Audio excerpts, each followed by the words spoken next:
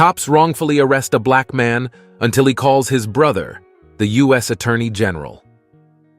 It was a breezy Wednesday evening in the heart of Chicago. Marcus Taylor, a 34-year-old community organizer, had just wrapped up a meeting at a local library. Dressed in a fitted blazer over a button-down shirt, Marcus carried an air of confidence, his strides purposeful as he made his way to the nearby diner for dinner. But before we dive into what happens next, I'd love to know, where are you tuning in from today? Drop a comment below and please like the video. Thank you. The neighborhood, however, was no stranger to tension. Over the past few months, reports of theft and vandalism had been on the rise, and the police had ramped up patrols in response. Officers Paul Bradley and Rick Monroe, two seasoned cops with a reputation for taking shortcuts, were on duty that night. Their cruiser crawled down the street as they scanned the area, searching for anything or anyone that looked out of place. "Hey, Rick," Bradley said, his eyes narrowing as he spotted Marcus walking past a parked car. "What do you think? Doesn't he look out of place around here?" Rick turned his head, his gaze settling on Marcus. "Yeah, looks like he's up to something. Let's check it out." They pulled the car to the curb, the flashing red and blue lights cutting through the dimly lit street. "Excuse me, sir," Bradley called out as he stepped out of the car. Marcus stopped, visibly confused but calm. "Yes, officers. Is there a problem?"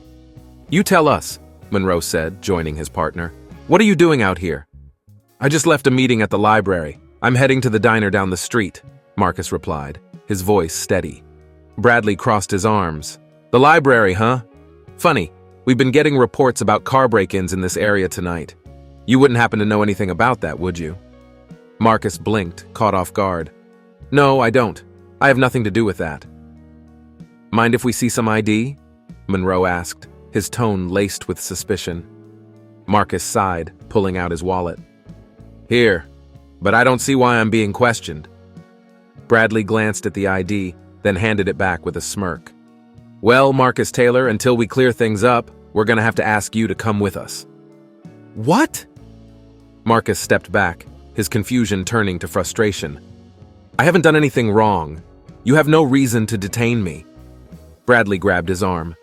"Listen, you can either come quietly or we can do this the hard way." Marcus shook his head in disbelief but didn't resist as Monroe cuffed him. "This is ridiculous. You're making a mistake." The two officers led him to their cruiser, ignoring his protests. As the car pulled away, Marcus looked out the window, his mind racing. Then he remembered. He had a lifeline. Once they arrived at the station, Marcus was placed in a holding room. The officers left him there, likely assuming they'd just caught an easy suspect. But Marcus had no intention of sitting idly by. "Can I make a phone call now?" he asked when an officer came to check on him. The officer, a young woman named Officer Kelly, hesitated before nodding. "You're entitled to one."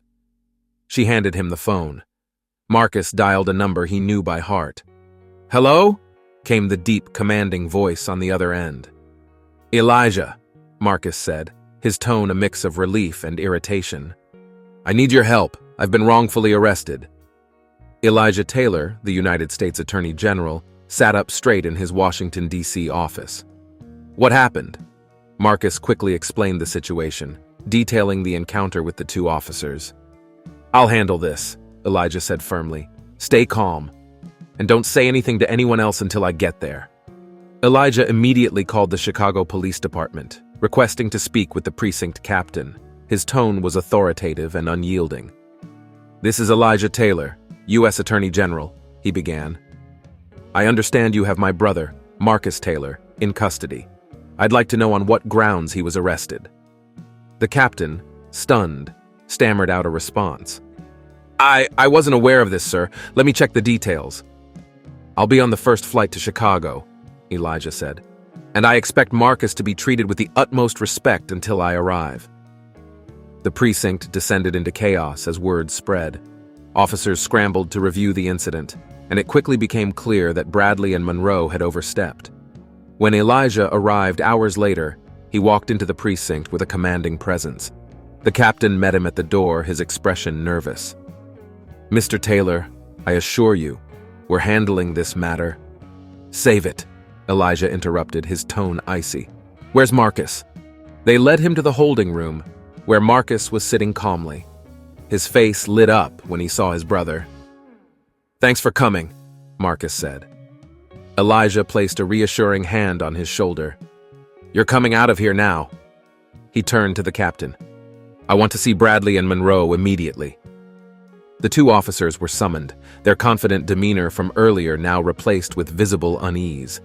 Elijah's gaze was piercing as he addressed them. "Do you know who I am?" "Yes, sir," Bradley said, his voice trembling. "Good. Then you'll understand when I say that your actions tonight were not only unprofessional, but blatantly discriminatory. You detained an innocent man with no evidence and treated him like a criminal. This is unacceptable." Monroe tried to speak. "Sir, You thought wrong," Elijah snapped. "Your job is to serve and protect, not to harass and profile. There will be consequences for this." The precinct fell silent as Elijah's words echoed through the room. The captain, realizing the severity of the situation, promised a full internal review. In the days that followed, Bradley and Monroe were placed on administrative leave pending an investigation. Elijah used the incident to push for greater accountability in law enforcement, ensuring that no one else would have to endure what Marcus had. As for Marcus, he returned to his work as a community organizer with renewed determination, knowing that his voice and his story had the power to inspire change. Elijah Taylor stayed behind after ensuring Marcus was released, his presence a quiet storm that hung heavy over the precinct. The captain, visibly shaken, attempted to smooth things over. "Mr. Attorney General, I assure you, this was an isolated incident," the captain said, his voice almost pleading. Elijah's sharp eyes bore into him. "Captain, if this is what you call isolated, I'd hate to see what your department considers routine. Two of your officers felt emboldened to detain an innocent man on no basis other than their own prejudices. I'm not just here for my brother. I'm here because this type of behavior can no longer go unchecked." The room was tense, the officers around them silent. Marcus, standing at his brother's side, felt a mixture of gratitude and awe. Elijah wasn't raising his voice, but his words carried a weight that made everyone listen. "I will be reviewing every case these officers have handled in the last year," Elijah continued, "and not just theirs. This precinct will be under scrutiny until I'm satisfied that this department is operating with the fairness and justice the law demands." The captain swallowed hard, nodding. "Understood, sir. I'll cooperate fully." "I'll hold you to that," Elijah said coldly before turning to Marcus. "Come on, let's go." As they left the precinct, Marcus couldn't help but chuckle under his breath. "You really know how to make an impression, Elijah." Elijah glanced at him with a small smile. "It's not about making an impression, Marcus. It's about making sure no one else gets treated like that." They walked out into the cool Chicago night, the tension of the evening still lingering. Elijah had arranged for a private car to take them to Marcus's apartment. Once they were settled inside, Marcus finally let out a sigh. "I appreciate everything you did tonight," he said. "But honestly, I've dealt with situations like this before. You didn't have to fly all the way out here." Elijah raised an eyebrow. "And let them get away with it? Not a chance. Besides, this wasn't just about you, Marcus. This is about a culture that allows people like those officers to think they can abuse their power. It's my job to fix that." Marcus nodded, his respect for his brother growing even deeper. "Well, you definitely made an impact." Elijah leaned back in his seat, his expression thoughtful. "I'm not done yet. I've seen this too many times. Officers acting with impunity, people being mistreated because of the color of their skin. It has to stop. And I'm in a position to make sure it does."